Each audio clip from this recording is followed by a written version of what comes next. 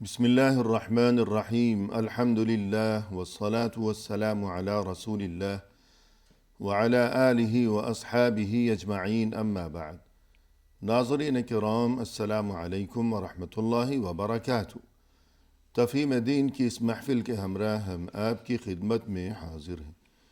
آج کی اس ملاقات میں ہمارا موضوع گفتگو ہے سورہ یوسف میں ہمارے لیے قیمتی پیغام اور اہم ترین سبق۔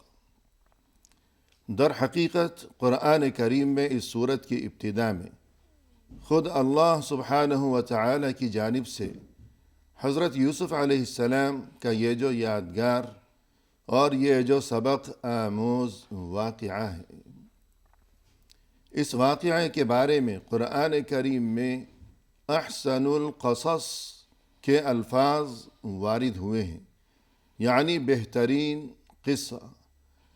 یقیناً اس قصے میں، اس واقعے میں ہمیشہ کے لیے، تمام دنیا انسانیت کے لیے اور بالخصوص مسلمان ہونے کی حیثیت سے ہم سبھی کے لیے قیمتی ترین سبق ہیں، فوائد ہیں اور بہت سے پیغامات پوشیدہ ہیں کہ جن کے بارے میں یقیناً ہمیں علم ہونا چاہیے، بصیرت اور آگاہی ہونی چاہیے۔ تو آئیے ناظرین، اس سلسلے میں آج کی اس نشست میں ہمارے جو مہمان یہاں تشریف فرما ہیں کہ جن کا نام ہے شیخ طارق محمد ابراہیم صاحب، تو ان کی زبانی مفصل رہنمائی حاصل کی جائے۔ السلام علیکم شیخ۔ وعلیکم السلام ورحمۃ اللہ وبرکاتہ۔ ہماری بزم میں آپ تشریف لائے، جو کہ یقیناً ہمارے لیے انتہائی باعث مسرت ہے، لہذا ہم آپ کا استقبال کرتے ہیں اور یہ کہ جزاکم اللہ خیرا۔ جزاکم خیرا کثیرا۔ سورہ یوسف میں ہمارے لیے قیمتی پیغام اور اہم ترین سبق، ارشاد فرمائیے گا۔ الحمد للہ والصلاة والسلام علی رسول اللہ صلی اللہ علیہ وسلم۔ قصے اور واقعات جو کہ اللہ تعالیٰ قرآن میں بیان کرتے ہیں انبیاء علیہ السلام کے بارے میں اور دیگر قصے اور واقعات، اس کا مقصد یہ ہے کہ امت جو ہے سبق حاصل کرے، رہنمائی حاصل کرے ان قصوں کے ذریعے، اور قصے سنا کے سبق سکھانا اور پچھلے امتوں کے اعمال سے اس امت کو آگاہ کرنا ایک ربانی منہج ہے قرآن میں۔ جی، اللہ تعالیٰ نے فرمایا سورۃ الاعراف میں فَاقْصُصِ الْقَصَصَ لَعَلَّهُمْ يَتَفَكَّرُونَ کہ آپ انہیں قصے سنائیں تاکہ یہ فکر کریں، غور و فکر کریں۔ اور اسی طرح اللہ تعالیٰ نے فرمایا سورۃ الکہف میں نحن نقص علیک نبأہم بالحق کہ ہم ان کا قصہ آپ پہ بطور حق سناتے ہیں، اور غایت اور غرض یہ ہے کہ انسان ان امتوں سے سبق حاصل کرے، یعنی گزشتہ امتوں سے گزشتہ اور امتوں ان کے واقعات سے۔ بالکل۔ جی، اور اس کی ایک اور بڑی غایت ہے کہ اللہ تعالیٰ اپنے نبی کا دل اور ایمان کو ثابت کرے، اور اسی طرح نبی کے بعد ان کی امتیوں کا ایمان اور دل ثابت کریں۔ اللہ تعالیٰ نے تاکہ فرمایا، ثابت قدمی نصیب ہو۔ بالکل، اللہ تعالیٰ نے فرمایا وَكُلًّا نَقُصُّ عَلَيْكَ مِنْ أَنْبَاءِ الرُّسُلِ مَا نُثَبِّتُ بِهِ فُؤَادَكَ جی، اور ہم پچھلے رسول کے قصے آپ کو سناتے ہیں تاکہ آپ کا دل اس پہ ثابت ہو جائے، اس ایمان پہ، اس یقین پہ ثابت ہو جائے کہ جو تکلیف اور جو مشکلات آپ کو درپیش آ رہے ہیں اس سے پہلے بھی کہ امتیں ان سے گزرے ہیں۔ صحیح ہے، یعنی یہی اللہ کا قانون ہے کہ آزمائش، ابتلاء اور امتحان، اور پھر صبر کرنے والوں کے لیے، ثابت قدم رہنے والوں کے لیے دنیا و آخرت کی صلاح و فلاح۔ بالکل، اسی منہاج پہ ہمیں یوسف علیہ السلام کی کہانی قرآن میں ملتی ہے، جس کو اللہ تعالیٰ نے ایک صورت میں مکمل طور پہ بہت خوبصورتی سے بیان کیا، اور اسی لیے اس قصے کے شروعات میں ہی اللہ تعالیٰ نے فرمایا نحن نقص علیک احسن القصص کہ اللہ تعالیٰ ہیں جو کہ سب سے بہترین اور خوبصورت قصے سناتے ہیں۔ جی، اور اس سے یہ بھی معلوم ہوتا ہے کہ کچھ احسن القصص ہے اور کچھ ایسے قصے ہوتے ہیں جو کہ اچھے نہیں ہیں، لیکن قرآن کا جو منہج ہے، جو ربانی منہج ہے، کہ آپ کو خوبصورت سے خوبصورت قصے دیں گے، خوبصورت سے خوبصورت اور بہترین سے بہترین لوگوں کے بارے میں جو کہ انبیاء علیہ السلام ہیں۔ خوبصورت اور بہترین قصے سے مراد یہ ہے کہ ایسے واقعات، ایسے قصے کہ جس میں انسانیت کے لیے سبق ہے، پیغام ہے، تعلیم و تربیت کا پہلو ہے۔ بالکل، اسی لیے جب عبرت کا لفظ آتا ہے، جس طرح سورہ یوسف میں اللہ تعالیٰ نے فرمایا لقد كان في قصصهم عبرة لأولي الألباب، جی عبرت کا لفظ جب آتا ہے کہ ان کی قصوں میں عبرت تھی، ہر وہ خیر کا کام یا ہر وہ برائی جس سے آپ کو دور ہونا ہے۔ جی صحیح۔ اور اسی لیے کہ سبحان اللہ، آپ دیکھیں کہ اللہ تعالیٰ کی آیات، اللہ تعالیٰ کے ان قرآنی آیت میں اتنے فوائد ہیں اور اتنے اسباق ہیں، یہاں تک کہ ابن القیم رحمۃ اللہ علیہ نے اپنی کتاب الجواب الکافی میں اور اسی طرح اپنی کتاب الداء والدواء میں فرمایا کہ میں نے اس کہانی سے، اس قصے سے، یوسف علیہ السلام کے قصے سے 1000 فائدہ نکالا، سبحان اللہ۔ اور اگر اللہ تعالیٰ نے توفیق دی تو میں اس کے لیے ایک الگ مصنف بناؤں گا، لیکن ظاہر ہے کہ یہ وہ نہیں بنا سکے اس مصنف کو خاص طور پہ۔ تو یوسف علیہ السلام کی اگر آپ خوبصورتی دیکھیں قصہ کی، آپ دیکھیں کہ خوشی سے غمی میں جا رہے ہیں کبھی، اور کبھی غم سے خوشی میں آ رہے ہیں، کبھی تنگی سے وسعت میں جا رہے ہیں، کبھی وسعت سے تنگی میں آ رہے ہیں، جی، یعنی ہر قسم کے نشیب و فراز ہیں۔ جی بالکل۔ تو سبحان اللہ، اور یعنی سبھی کے لیے اس میں عبرت ہے، اور ہر حال میں ایک عبرت ہے، جی ہر حال میں، مشکل کے حال میں الگ عبرت ہے، خوشی کے حال میں الگ عبرت ہے۔ جی صحیح۔ تو یہی انشاءاللہ ہم لوگ آج کی نشست میں آگے جا کے دیکھیں گے کہ کس طرح کے حالات سے گزرے اور ہر حال سے ہمیں کیا فائدہ ملتا ہے اور کیا سبق ملتا ہے۔ اور یہ کہ ان پر یہ جتنے بھی گوناگوں مختلف قسم کے یہ انواع و اشکال اور رنگ برنگ کے یہ واقعات اور یہ کیفیات اور حالات سے انہیں جو دوچار ہونا پڑا، کبھی خوشی کبھی غم، لیکن ہمیشہ ہر حالت میں ان کی ایمانی کیفیت، ان کی اخلاقی کیفیت، ان کا انداز فکر، ان کا طرز عمل وہی ایک ہی رہا، بالکل ثابت رہا۔ یعنی سونا ہمیشہ سونا ہی رہتا ہے، بالکل، وہ جہاں کہیں بھی ہو اور جس قسم کے حالات میں بھی ہو، سونا بدلنے والا نہیں ہے، بالکل، وہ ہمیشہ سونا ہی رہے گا۔ جی سبحان اور جو پتھر ہے یا لوہا ہے وہ ہمیشہ لوہا ہی یا پتھر ہی رہے گا، اصلی ہمیشہ اصلی رہے گا، نقلی ہمیشہ نقلی رہے گا۔ صحیح، تو حالات کیسے ہی کیوں نہ ہو، مومن ہمیشہ مومن ہی رہے گا، ثابت کہ قدم، جو اہل ایمان کی خصوصیات ہوا کرتی ہیں۔ بالکل۔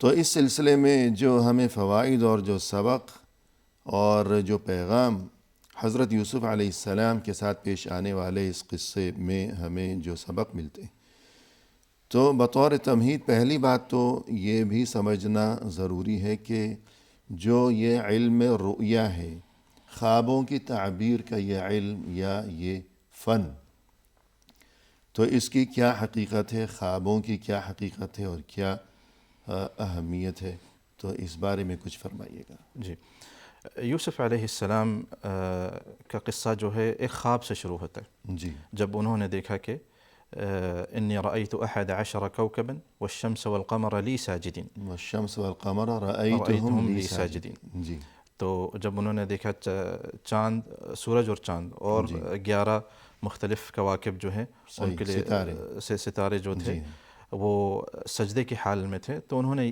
اس خواب کو اپنے والد یعقوب علیہ السلام کو سے ان کو آگاہ کیا، جی، ان کے سامنے بیان کیا، ان کے سامنے بیان کیا۔ جی، تو یہاں سے اور یوسف علیہ السلام کی کہانی میں ہم دیکھیں گے کہ 3 مختلف خواب ہیں۔ صحیح، ایک تو یہ شروعات میں یوسف علیہ السلام کی اپنی خواب، اور دوسری جو جیل میں جو ان کے ساتھ 2 ساتھی تھے، اور پھر جو ہے تیسری خواب جو بادشاہ کے مصر کے جو بادشاہ تھے ان کے خواب۔ جی، تو یہاں سے ہمیں قرآن ایک ربانی منہج دیتا ہے اور کچھ اصول دیتا ہے قرآن، جی، کہ جس کے بارے میں حضور صلی اللہ علیہ وسلم نے احادیث میں بھی کچھ کافی ساری رہنمائی کی۔ جی، تو اگر ہم خوابوں کی تعبیر میں آئیں تو سب سے پہلے یہ بات ملتی ہے کہ خوابوں کی تعبیر کوئی ایسا علم نہیں ہے جو کہ انسان اس کو کوئی کتاب پڑھ کے حاصل کر سکتا ہے، جی، بلکہ یہ حسن فہم پہ مبنی ہے۔ صحیح، انسان کے قرآن و سنت کا علم اور خواب دیکھنے والے کا حال، صحیح، یہ بہت ضروری ہے خواب کی تعبیر میں۔ جی، یعنی ہو سکتا ہے کہ 2 افراد بالکل بعین ہی ایک ہی جیسا خواب دونوں نے دیکھا ہو، بالکل، لیکن ان کی جو اخلاقی اور دینی کیفیت ہے کہ ایک سچا شریف آدمی ہے اور دوسرا بگڑا ہوا انسان ہے، تو دونوں نے بالکل ایک ہی جیسا خواب دیکھا ہے، لیکن ان کی جو اخلاقی صورتحال ہے تو اس کی مناسبت سے دونوں کے خواب کی تعبیر ممکن ہے کہ جدا جدا ہو۔ بالکل، جی، صحیح. تو اسی طرح اسی لیے حضور صلی اللہ علیہ وسلم نے صلی اللہ علیہ وسلم حدیث میں فرمایا کہ جو خواب ہیں جی یا تو جس طرح الرؤیا جزء من 46 جزءا من النبوة، جی کہ خواب جو ہیں نبوت کے 46ویں حصوں میں سے ایک حصہ ہے. جی اور اس سے مراد کہ نبوت تو گزر گئی اور وحی رک گیا. جی وہ سلسلہ منقطع ہو چکا. جی منقطع ہو گیا. اب نبوت کسی کو نہیں مل سکتی، نہ وحی کسی پہ اتر سکتا ہے، جی مگر اللہ تعالیٰ اپنے سچے نیک اور صالح بندوں کو کچھ غیبی اخبار جو ہیں خواب کے ذریعے دے دیتے ہیں، کچھ اشارے دے دیتے، علامات دے دیتے ہیں، جی جو کہ اگر اس نے صحیح سمجھا تو وہ اس پہ عمل کر سکے گا، صحیح عمل کر سکے گا، جی. اور اگر وہ نہیں سمجھ سکا تو اس پہ صحیح عمل نہیں کر سکے گا. لیکن شرط یہ ہے کہ جو کچھ وہ اس کی تعبیر سمجھ رہا ہے، اس اشارے کا جو کچھ معنی وہ سمجھ رہا ہے، وہ دین کے بنیادی اصول اور دین کی بنیادی تعلیمات سے متصادم نہ ہو. بالکل. دین کی جو بھی بنیادی تعلیمات ہیں ان سے اس کا کوئی تعارض نہ ہو، کوئی ٹکراؤ نہ ہو. بالکل. ورنہ بہت سے لوگ تو ایسا بھی کرتے ہیں کہ مثلا جو عید الاضحیٰ، یعنی جس کو بقرہ عید بھی کہتے ہیں عام لوگ، جی تو رات دن انسان وہی واقعہ سنتا ہے قربانی کا، صحیح. اور وہی معاملات اس کے سامنے. اخباروں میں بھی وہ ابراہیم علیہ السلام کا واقعہ پڑھتا ہے قربانی کا، جمعہ کی نماز کے لیے مسجد گیا، خطیب سے بھی وہی سنا، تو اس کے خیالوں میں وہی چیزیں. پھر وہ خواب دیکھتا ہے، یعنی ایسے واقعات افسوسناک پیش آئے ہیں. خواب میں اس نے دیکھا کہ مجھے اشارہ ہو رہا ہے کہ میں اپنے بیٹے کو قربان کروں، کہ آزمائش ہے اللہ کی طرف سے صحیح. کہ اللہ کی محبت کو ترجیح دیتے ہو یا بیٹے کی محبت کو ترجیح دیتے ہو. پھر وہ اٹھ کر ذبح کر دیتا ہے اپنے بیٹے کو. لا حول ولا قوة. تو یہ کوئی اشارہ، یہ چیز جو ہے، یعنی ہمیشہ اس بات کو یاد رکھنا ضروری ہے. بنیادی اور پہلا قدم یہ کہ جو بھی اشارہ انسان سمجھے یا نکالے اس خواب سے، تو وہ دین کی بنیادی تعلیمات سے متصادم ہرگز نہ ہو. نہ.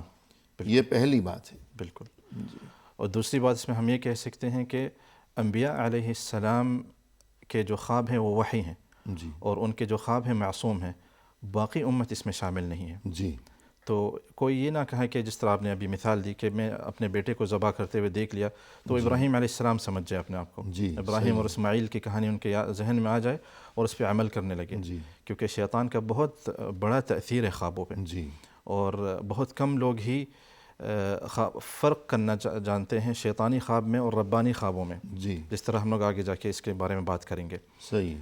تو ہر انسان کو معلوم ہونا چاہیے کہ اس کا خواب جو معصوم نہیں ہے، صحیح. اس کا خواب جو معصوم نہیں معصوم یعنی غلطی سے پاک نہیں ہے، ہے، غلطی سے پاک. غلطی کا احتمال بہرحال موجود ہے. بالکل. یعنی خوابوں کی تعبیر کا جو علم ہے، سوائے انبیاء کرام علیہ السلام کے، کہ انبیاء کرام علیہ السلام کے جو خواب تھے وہ وحی ہی کا ایک شعبہ تھا. بالکل. باقی جو کوئی بھی خواب دیکھتا ہے تو اس میں جو کچھ دیکھا وہ قطعی اور یقینی نہیں ہے، وہ ظنی ہے، صحیح. کہ ایک گمان ہے. اسی طرح جی ایک وقفہ لیں گے. جی فی الحال ناظرین اکرام لیتے ہیں ایک مختصر سا وقفہ، ہمارے ساتھ ہی رہیے گا.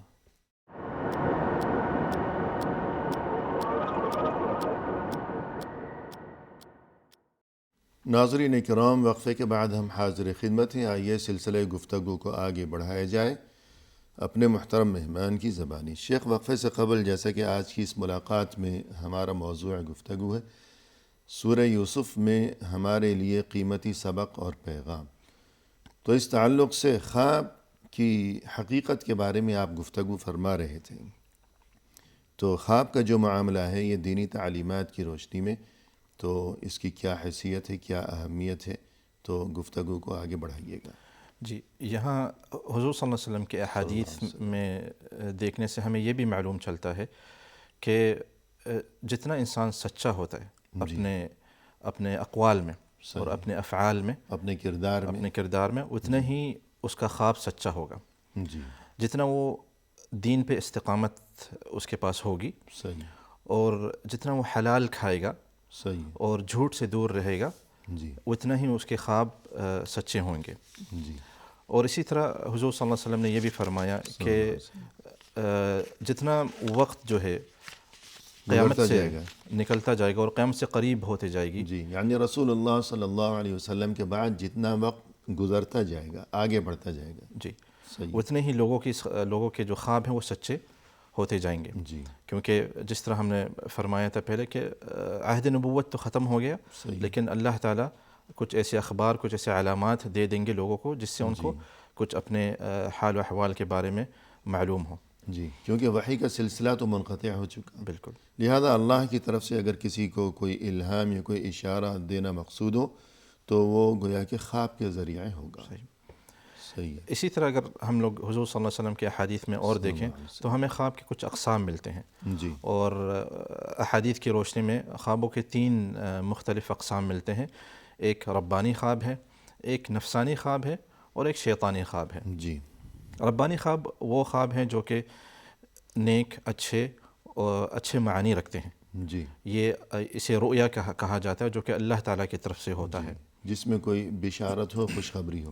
بشارت اور خوشخبری بھی داخل ہے اس میں. جی اور پھر دوسری قسم جو ہے وہ نفسانی خواب ہیں، اور یہ عام طور پہ وہ خواب ہوتے ہیں جس کے بارے میں انسان سونے سے پہلے سوچ رہا ہوتا ہے. جی، دن بھر ایک چیز کے بارے میں وہ سوچتا رہا، وہی سوچتے سوچتے سو گیا، تو شاید خواب میں بھی اسے ایسا ہی کچھ نظر آئے. بالکل. اور تیسری قسم جو ہے وہ شیطانی خواب ہے، جس میں شیطان جو ہے بندے کے ساتھ خواب میں ایک طرح سے کھیلتا ہے جی اور برے احوال دکھاتے ہیں، محرمات دکھاتا ہے، جی یا شریعت کے مخالف اقوال و افعال دکھاتا ہے، صحیح ہے. یا تو نئی عبادت ایجاد کرنے کو کہہ دیتا ہے. جی، تو یہ سب شیطانی خوابوں میں بعض داخل ہوتا ہے. اوقات اسے خوفزدہ بھی کرتا ہے، خوف زدہ بھی کرتا ہے. یا ایسے خیالات دل میں آنے لگتے ہیں کوئی ایسا برا خواب دیکھ کر کہ اللہ کی رحمت سے مایوسی، نا امیدی. تو یہ اس قسم کے جو خواب ہوا کرتے ہیں یہ بھی شیطان کی طرف سے ہیں، بالکل. کیونکہ اللہ کی رحمت سے نا امیدی، مایوسی، پریشانی، تو یہ تو گیا کہ ایمان کے تقاضوں کے اور یعنی توکل کے تقاضوں کے خلاف ہے یہ چیز. بالکل. تو گویا کہ خوابوں کی یہ 3 قسمیں ہو گئیں، ربانی، نفسانی اور شیطانی. تو اس بارے میں بھی آگاہی ہونی چاہیے. اور اس بارے میں اہل علم نے جو کچھ خلاصہ بیان کیا ہے کہ جو اچھے خواب ہیں تو اس کے کیا آداب ہیں، اور جو پریشان کن قسم کے یا برے قسم کے خواب ہیں تو اس بارے میں کیا آداب ہیں، کیا کرنا چاہیے. جی، حضور صلی اللہ علیہ وسلم کے حدیث میں اگر ہم دیکھیں تو خلاصہ یہ نکلتا ہے کہ اچھے خوابوں میں انسان کو 3 چیزوں کا خیال کرنا چاہیے جب وہ خواب دیکھ لے. تو سب سے پہلے اللہ تعالیٰ کا حمد کرے، شکر کرے کہ اللہ تعالیٰ نے اسے ایک اچھا خواب نصیب کیا. جی، گویا کہ اچھا اشارہ ہے، خوشخبری ہے، بشارت ہے اللہ تعالیٰ کی طرف. جی. دوسری بات ہے کہ اس سے وہ خوش ہو. جی قل بفضل اللہ وبرحمتہ فبذلک فلیفرحوا. اللہ تعالیٰ کے فضل اور رحمت اور احسان سے مومنین کو خوش ہونا چاہیے. جی، اور اچھی امید رکھے. جی. اور تیسری یہ بات ہے کہ اس خواب کو اسی شخص کو سنائے جس سے وہ محبت کرتا ہو. صحیح ہے. جسے وہ جانتا ہو کہ یہ انسان مخلص ہے، اور یعنی حسد کا امکان نہ ہو. صحیح. جی. حاسد قسم کا انسان کے سامنے کوئی ایسا اچھا خواب جو اسے نظر آیا ہو وہ بیان کرنے سے گریز کیا جائے. بالکل. جس طرح کہ یہ سبق ہمیں یوسف علیہ السلام کی کہانی سے بھی ملتی ہے. جی. کہ جب انہیں ان کے والد یعقوب علیہ السلام نے منع کیا کہ اپنے بھائیوں کو اپنا یہ خواب نہ سنانا. صحیح. تو اگر اچھا خواب دیکھا ہے تو اس بارے میں گویا کہ ہمارے لیے 3 آداب ہیں یا 3 تعلیمات ہیں. اولاً سب سے پہلے تو یہ کہ اللہ کا شکر ادا کیا جائے، اور دوم یہ کہ انسان اس سے گویا کہ اپنے لیے اچھا اشارہ سمجھے اور خوش ہو، اچھی امید رکھے اللہ سے. اور تیسری بات یہ کہ کسی کے سامنے بیان نہ کرے سوائے کسی ایسے انسان کے جس کے بارے میں اسے مکمل یقین ہو کہ یہ میرا انتہائی مخلص ہے، یہ بالکل کوئی حاسد قسم کا یا دشمنی کرنے والا انسان نہیں. اور اگر کبھی خدا نخواستہ کوئی پریشان کن قسم کا یا برا خواب نظر آیا ہو تو پھر کیا آداب ہیں، کیا کیا جانا چاہیے. جی. تو اس میں بھی اگر ہم حضور صلی اللہ علیہ وسلم کے احادیث کی روشنی میں دیکھیں تو اس میں ہمیں تقریباً 5 سے 6 آداب تک ملتے ہیں. جی. پہلا ادب یہ ہے کہ وہ اللہ تعالیٰ وہ اعوذ باللہ من الشیطان الرجیم پڑھے. جی. جب بھی وہ برا خواب دیکھے، یعنی گویا کہ اللہ کی پناہ طلب کر رہا ہے، پناہ طلب کر رہا ہے کہ شیطان سے. جی. اور دوسرا ادب یہ ہے کہ وہ اس خواب کے شر سے استعاذت کرے، پناہ مانگے جی، کہ یا رب مجھے اس خواب کے برے نتائج آثار سے، سے، نتائج سے جی مجھے پناہ دے. صحیح ہے، اپنی حفاظت میں رکھنا. جی بالکل. صحیح. اور اسی طرح آداب میں یہ بھی آتے ہیں کہ اپنے بائیں طرف 3 بار تھوکے. جی، یعنی ہلکا سا تھوک دے ہلکا سا جو اگر کہ موقع مناسب ہو. جی جی، یعنی ایسا نہ ہو کہ کوئی اس کے بائیں طرف فرض کیجیے شاید سو رہا ہو کوئی، جی، تو ایسا نہ ہو، اگر موقع میسر ہو بہت ہی ہلکا سا، ہلکا کچھ سا، ذرات ہیں یعنی یعنی جی ہاں، گویا تھوک کہ کے ذرات. یعنی یا ہوا چھوڑ دے مثلا منہ سے ہلکی سی، جی اگر بائیں جانب کوئی نہ ہو. جی جی صحیح ہے، کیونکہ تمام آداب کو ملحوظ رکھنا چاہیے. بالکل.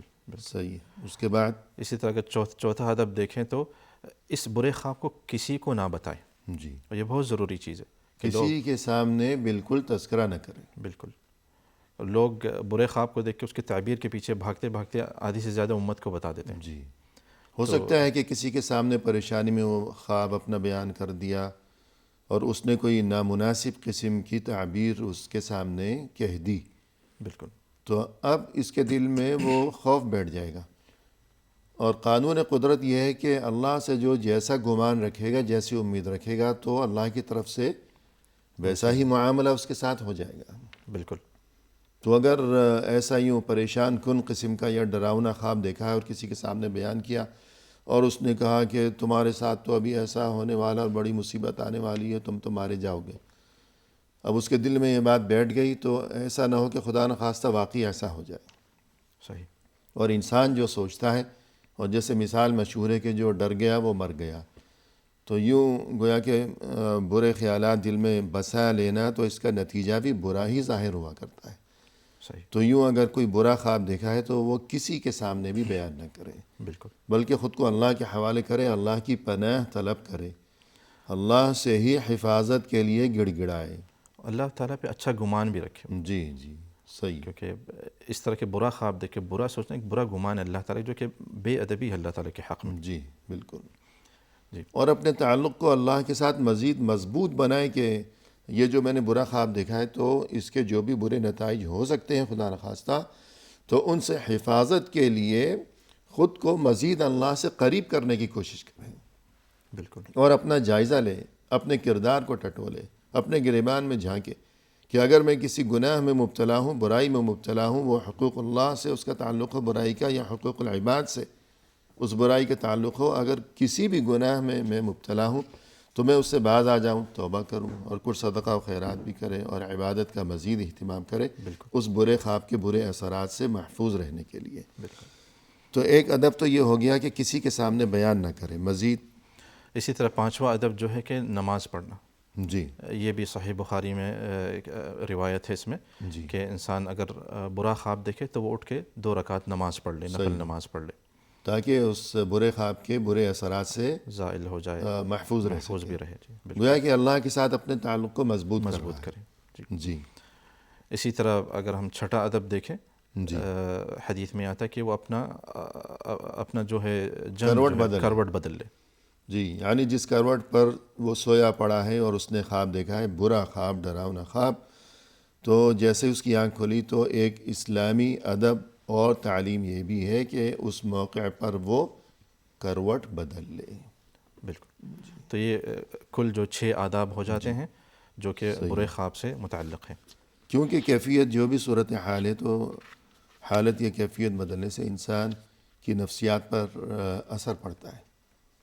یعنی اگر کوئی بیمار ہے تو اگر وہ جگہ بدل لے، ماحول بدل لے، تو اس سے خوشگوار اثر مرتب ہوتا ہے. اس کی جو نفسیاتی کیفیت ہے کہ وہ ڈرا سہما ہے، تو اگر وہ جگہ بدل لے، اپنی کیفیت بدل لے، تو اس سے بھی اچھا اثر پڑتا ہے. یا خدا نخواستہ جیسے کہتے ہیں کہ ایک گھر میں رہتا ہے انسان، تو وہاں اس کے ساتھ کوئی بہت برا جو ہے واقعہ پیش آ گیا اور ہمیشہ وہ جگہ دیکھتے ہی اسے اس کی یادیں ستاتی ہیں اور وہ دوبارہ اداس ہونے لگتا ہے، غمگین ہوتا ہے. تب بھی جو ماہرین نفسیات ہیں وہ کہتے ہیں کہ اسے ذرا کچھ عرصے کے لیے کسی اور جگہ بھیج دو تاکہ اس کی توجہ ادھر ادھر ہو، خیالات اس کے جو ہیں وہ ادھر ادھر ہوں، تو جو پریشانی کا معاملہ ہے تو اس جگہ سے یہ دور ہوگا تو اچھے اثرات مرتب ہوں گے. تو اسی گویا کہ یہ حکمت یہاں بھی ہے کہ برا خواب دیکھا ہے تو کم از کم یہ کہ کروٹ ہی بدل لے. جی تو اس کو بھی یاد رکھنا چاہیے. اس کے علاوہ مزید کیا فوائد اور کیا سبق اور پیغام سورہ یوسف میں جو واقعہ ہے ہمارے لیے مزید کیا تعلیم ہے، کیا سبق ہے؟ سورہ یوسف سے ہمیں یہ بھی فائدہ ملتا ہے کہ جو خواب دیکھا یوسف علیہ السلام نے اس میں اپنے والدین کو چاند اور سورج کی طرح دیکھا، جی، کی شکل میں دیکھا، جی، اور اپنے بھائیوں کو ستاروں کی شکل میں دیکھا. جی، اس سے یہ فائدہ لیا جاتا ہے کہ دیکھیں کہ قرآن نے والدین کا مقام کتنا اونچا مقام دیا، جی، سبحان اللہ، اور بھائیوں کا بھی مقام کتنا اونچا مقام دیا. جی، والد تو غنی ہیں تعریف سے، یعقوب یعنی علیہ بے السلام نیاز ہیں. جی، بے نیاز ہیں، خاص طور پر یوسف علیہ السلام کے والد خود یعقوب علیہ السلام جی کہ اللہ کے پیغمبر ہیں. جی، اور اسی طرح ان کی والدہ جو کہ ایک صالح عورت تھیں، جی، اور ان کے بھائی. حالانکہ آپ دیکھیں کہ ان کے بھائیوں نے یوسف علیہ السلام کے ساتھ شروعات میں ایک بہت برا برتاؤ کیا. جی، ایک بڑے جرم کا ارتکاب کیا. بہت بڑا جرم تھا وہ. جی، ظلم کیا. اور صرف یوسف علیہ السلام بلکہ یہ اللہ تعالیٰ کے حق میں، والدین کے حق میں، اور یوسف علیہ السلام کے اپنے حق میں سبھی کے ساتھ ظلم و زیادتی. بالکل. تو اس کے اللہ کی باوجود نافرمانی بھی کی، اپنے والد کا دل بھی دکھایا اور ان کی نافرمانی بھی کی، وعدہ خلافی بھی کی. کہا کہ ہم خیال رکھیں گے یوسف کا، آپ پریشان نہ ہو. اور یوسف علیہ السلام کے ساتھ تو جو ظلم و زیادتی کی وہ تو ہے اپنی جگہ. بالکل. لیکن انہوں نے توبہ کر لی، سچی توبہ. آخر میں سچی توبہ کی. اور اس واقعے میں جو مظلوم تھے یعنی یوسف علیہ السلام اور ان کے والد یعقوب علیہ السلام، انہیں دل سے معاف بھی کر دیا. صحیح. تو گویا ان کا مقام بھی ستاروں کی مانند، ستاروں کے مانند. اور بلکہ یہاں ایک اور بھی تو ایک وقفہ لے لیتے ہیں. ناظرین کرام فی الحال لیتے ہیں مختصر سا وقفہ، ہمارے ساتھ ہی رہیے گا.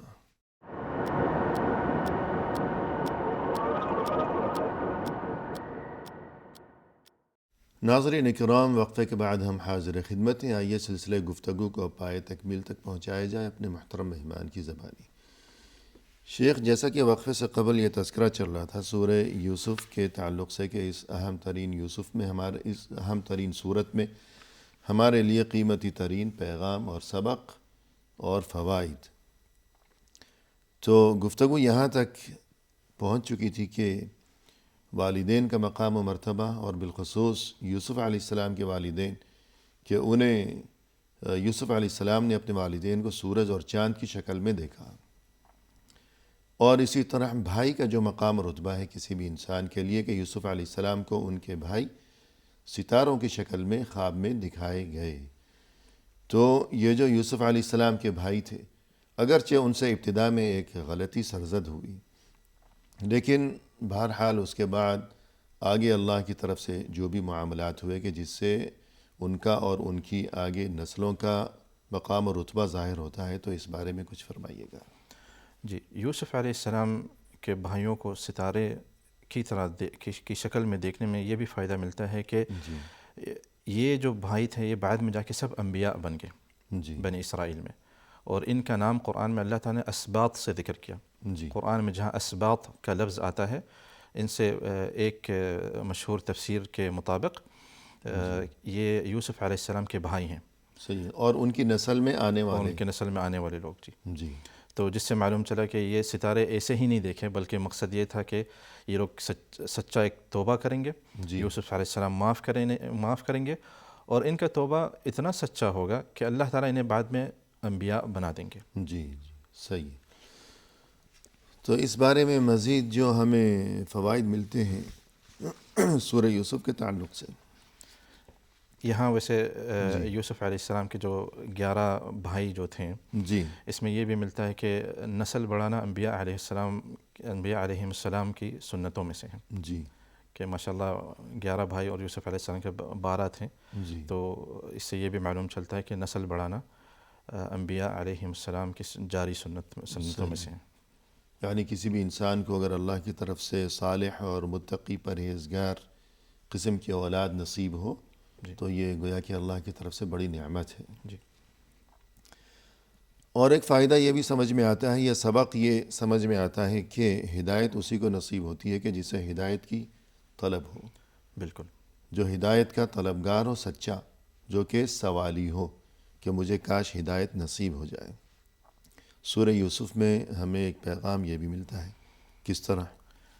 اللہ تعالیٰ نے سورۃ یوسف میں فرمایا لقد كان في يوسف وإخوته آیات للسائلین، یوسف اور ان کے بھائیوں کے قصے میں آیات نشانیاں ہیں پوچھنے والوں کے لیے۔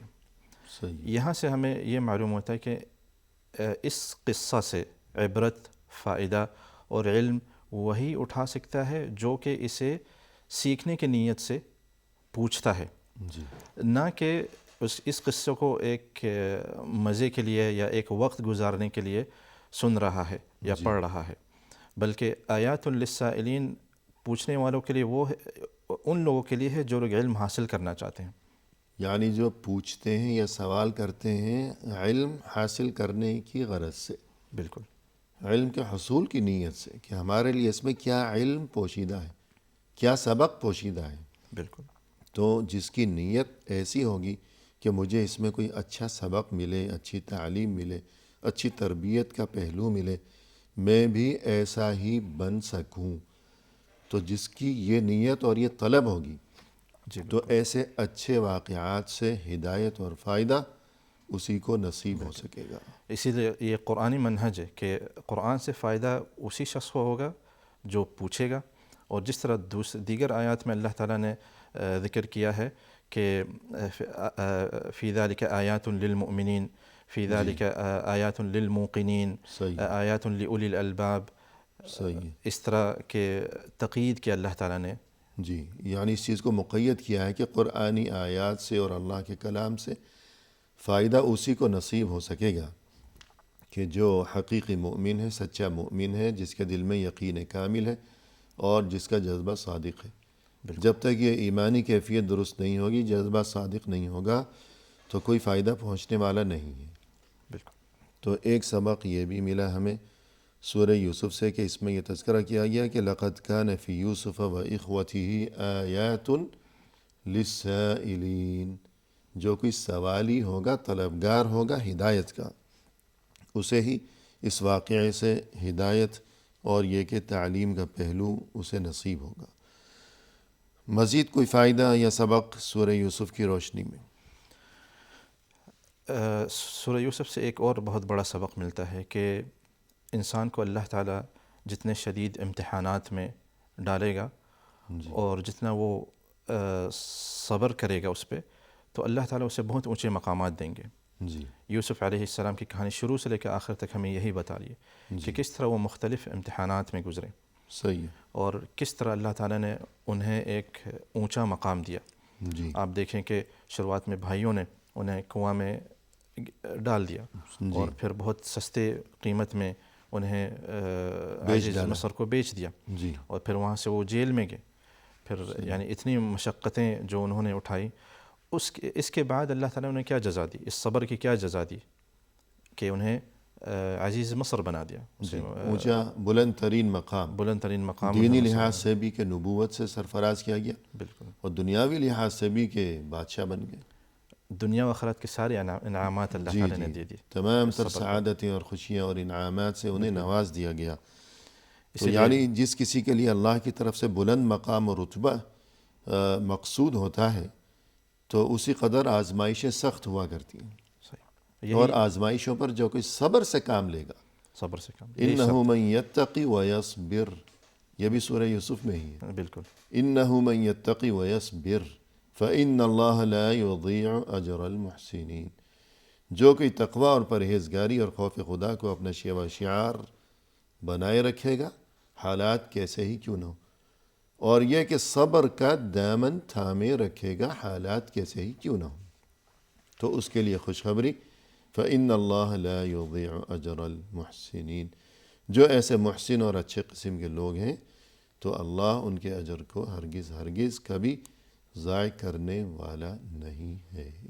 صحیح، تو آزمائشیں اور ان پر صبر نتیجہ یہ ہوگا کہ بلندی اللہ کی طرف سے بالکل. اور کامیابیاں. اور یہ خوشخبری اللہ تعالیٰ نے یوسف علیہ السلام کو شروعات میں ہی دی جب فرمایا جی وَكَذَلِكَ يَجْتَبِيكَ رَبُّكَ وَيُعَلِّمُكَ مِن تَأْوِيلِ الْأَحَادِيثِ وَيُتِمُّ نِعْمَتَهُ عَلَيْكَ وعلى آل يعقوب كما أتمها على أبويك من قبل إبراهيم وإسحاق. جی اس آیت میں اللہ تعالیٰ فرما رہے ہیں کہ آپ کو یعنی یوسف علیہ السلام کو ہم منتخب کریں گے صحیح اور باتوں چن کے لیں گے. جی چن لیں گے اور باتوں کی تہ تک تأویل الاحادیث جو ہے جس کا لفظی مطلب باتوں کے تہ تک جانا، جی یہاں سے مراد خوابوں کی تعبیر اور شرعی احکام کا علم صحیح جو کہ یوسف علیہ السلام نے مصر کے بادشاہ کے گھر میں شروعات کے رہتے ہوئے جو کچھ سال جو گزارے اس میں انہوں نے کافی علم حاصل کیا. صحیح. تو دیکھیں یعنی گویا کہ دینی فہم و فراست بالکل. یہ چیز. تو اس آیت میں اللہ تعالیٰ نے کئی ساری بشارت دی یوسف علیہ السلام کو.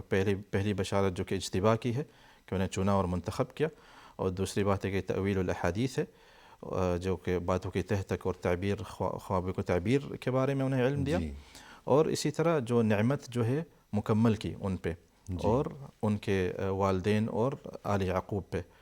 اور اسی طرح جو تو ان تمام نعمتوں سے انہیں جو نوازا گیا تو اس مقصد کے لیے پہلے انہیں آزمائشوں سے دوچار کیا گیا. جی آزمائشیں اور پھر ان پر صبر سے کام لیتے رہنا، ثابت قدمی کا مظاہرہ کرتے رہنا. صحیح. تو ہمارے لیے گویا کہ یہ ایک قیمتی ترین سبق ہے سورہ یوسف میں.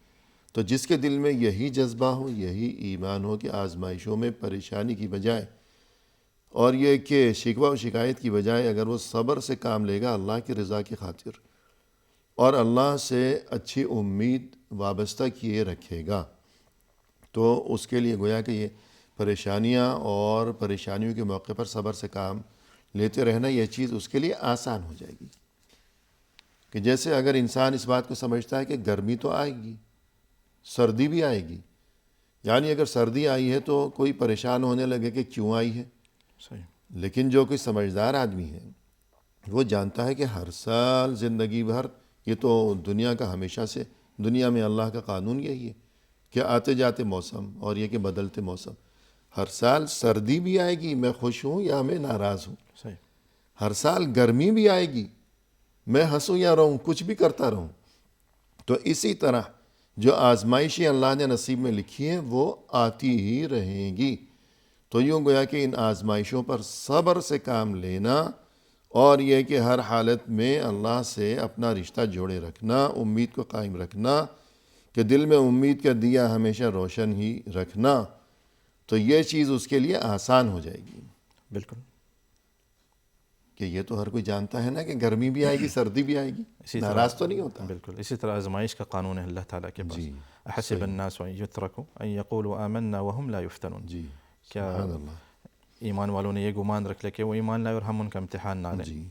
تو یوسف علیہ السلام کے اس قصے میں ایک سبق یہ بھی ہے، اور یہ بہت اہم سبق، بہت اہم سبق ہے کہ آزمائشیں آئیں گی اور ان پر صبر سے کام لیتے ہی رہنا ہے. کہ انسان خوش ہو یا ناراض ہو، گرمی بھی آئے گی ہر سال اس کی زندگی میں اور سردی بھی آئے گی ہر سال اس کی زندگی میں. مزید ایک اہم ترین سبق جو کہ اس واقعے میں سورہ یوسف میں ہمیں ملتا ہے وہ ہے اولاد کے درمیان انصاف کو ہمیشہ قائم رکھنا. بالکل.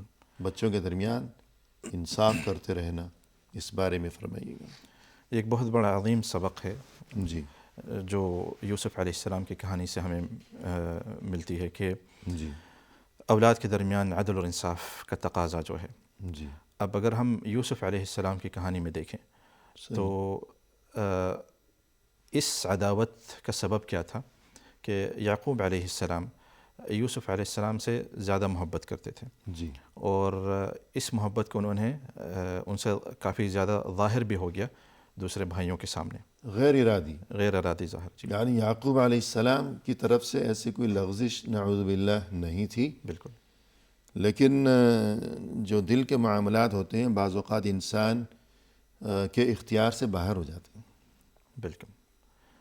جیسا کہ رسول صلی اللہ علیہ وسلم نے بھی فرمایا جو ازواج مطہرات کے درمیان، کہ جیسے انسان کے لیے تعلیم یہ ہے کہ اگر ایک سے زائد اس کی بیویاں ہوں تو ان میں عدل و انصاف سے کامل برابری کرے، مساوات کو قائم رکھے، بالکل یعنی ظاہری معاملات میں، لیکن جو دلی ایک لگاؤ ہے وہ تو اپنے اختیار میں نہیں ہے، میں نہیں ہے، لیکن اس کو ظاہر نہیں کرنا چاہیے۔ بالکل تو رسول صلی اللہ علیہ وسلم بھی اللہ سے دعا کیا کرتے تھے کہ اللہم ھذا قسمی فیما املک، اور آگے یہ ہے کہ شاید فلا تؤاخذنی بما لا املک، کچھ اس طرح ہے، جی او کما قال علیہ السلام، کہ یا اللہ یہ میری طرف سے تقسیم ہے اپنی بیویوں کے درمیان، یہ انصاف ہے میری طرف سے جہاں تک میرے بس میں ہے، بالکل تو جو چیز میرے بس سے، میری طاقت سے باہر ہے تو یا اللہ تو میری پکڑ نہ فرمانا اس بارے میں۔